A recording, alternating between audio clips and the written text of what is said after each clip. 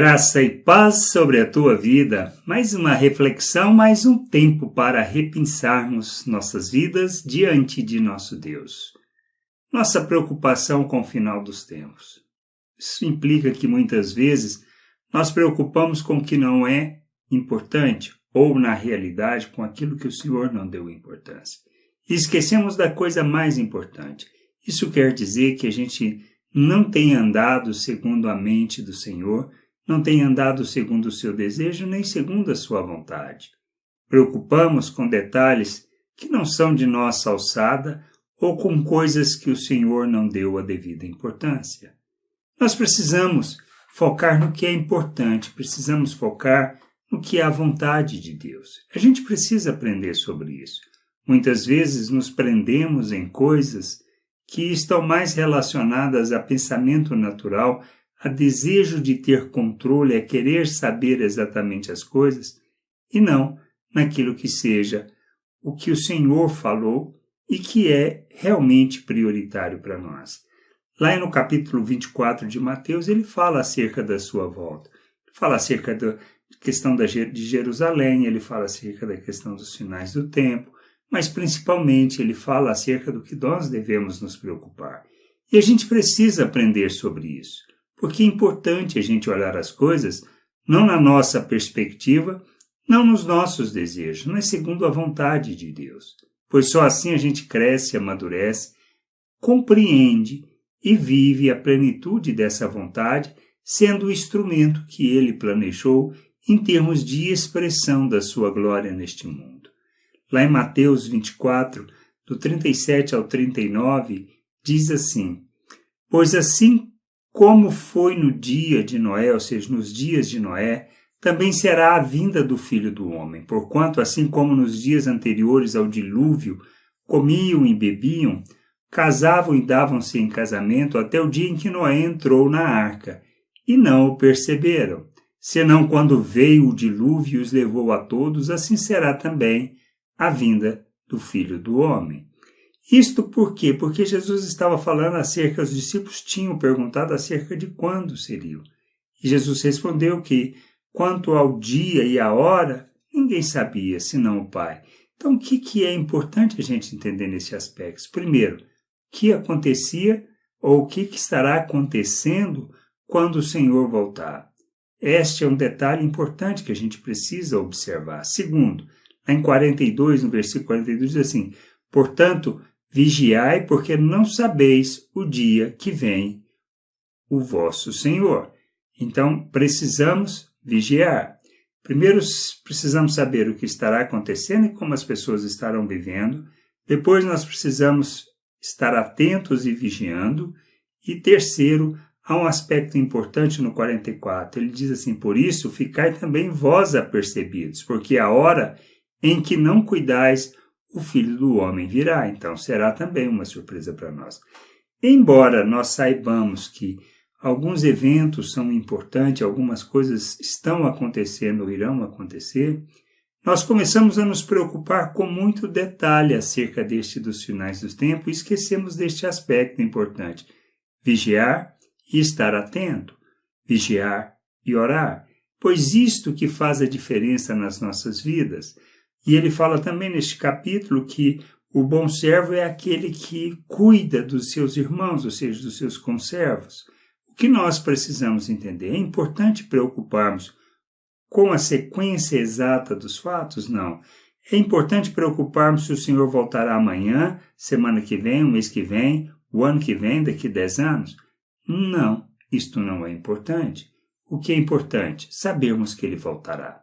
Este é o primeiro aspecto que a gente precisa sempre guardar e lembrar. O Senhor voltará. Por quê? Porque é uma promessa sua. Segundo, o que nós precisamos entender de fato? Primeiro, como as pessoas estão vivendo. Elas vão estar vivendo as suas vidas, assim como foi no Noé, comendo, bebendo, trabalhando, seguindo as suas lutas do dia a dia. Esse dia será de surpresa para as pessoas? Será um dia de muita surpresa. Mas para nós será? Não. Por quê? Porque nós aguardamos. Não importa se isso acontecerá amanhã, mês que vem ou daqui 10 anos. O que importa é que nós esperamos. E o que significa vigiar? Vigiar é andarmos segundo aquilo que é a vontade do Senhor. Não podemos ser negligentes, não podemos desprezar sua palavra, sua vontade e seu desejo. Ele deseja que nós estejamos neste mundo revelando o seu reino, praticando a justiça, andando em graça, manifestando compaixão, sendo misericordiosos, e nós precisamos viver desta maneira. Precisamos ser a oferta na vida do outro, precisamos ajudá-lo na sua jornada para que ele possa crescer, amadurecer, compreender a vontade de Deus e viver essa vontade de forma plena e total. Nós precisamos nos preocupar com isso. Isto é que é importante, ajudar o outro na sua jornada, crescer, amadurecer, compreender esta vontade, ser instrumento da sua justiça, da sua graça, expressão da sua vida neste mundo. A gente precisa aprender a crescer, a amadurecer. A gente precisa entender que estar apercebidos, estar atentos é importante nessa jornada. E a gente está assim quando nós estamos fazendo e vivendo a vontade do Senhor. Estamos sempre com a casa pronta para recebê-lo. Sabemos que o nosso Senhor irá voltar, que cuidamos da sua casa, que zelamos pela sua casa. Então não importa quando ele chegará, pois essa casa estará sempre pronta para recebê-lo. Este é o aspecto que nós devemos nos preocupar como a noiva de Cristo, como a igreja, como a família de Deus, como a Assembleia dos Santos. Estarmos todo o tempo, em todo lugar, sempre prontos para receber. Nada pendente para amanhã, nada pendente para depois de amanhã para ser resolvido.